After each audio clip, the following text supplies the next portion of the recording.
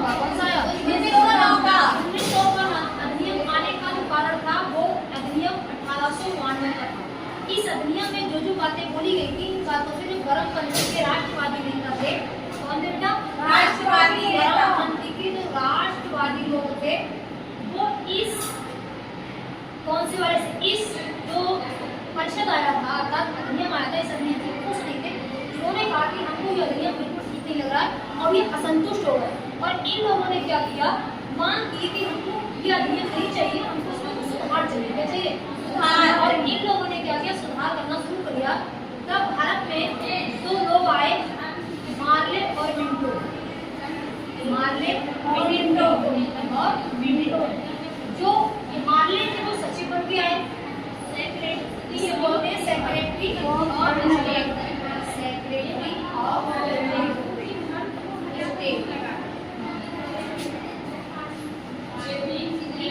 ये बन के आए वायसराय, और बन के आए वायसराय।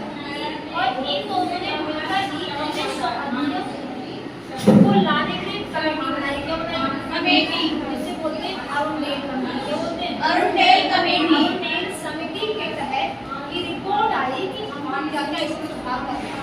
पहली बात में इसमें सुधार किया 1900 अधिनियम के तहत। पहला इन्होंने काम किया कि भाई जो परिषद है ना, परिषद, और वो भी केंद्रीय परिषद। कौन सा? केंद्रीय परिषद। केंद्रीय परिषद के सदस्यों की संख्या अब 16 ना हो करके अब कितनी होगी? 60।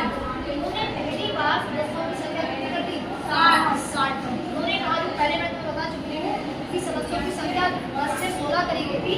अब इन्होंने परिषद, कौन से? केंद्रीय परिषद में सदस्यों की संख्या 60 कर दी।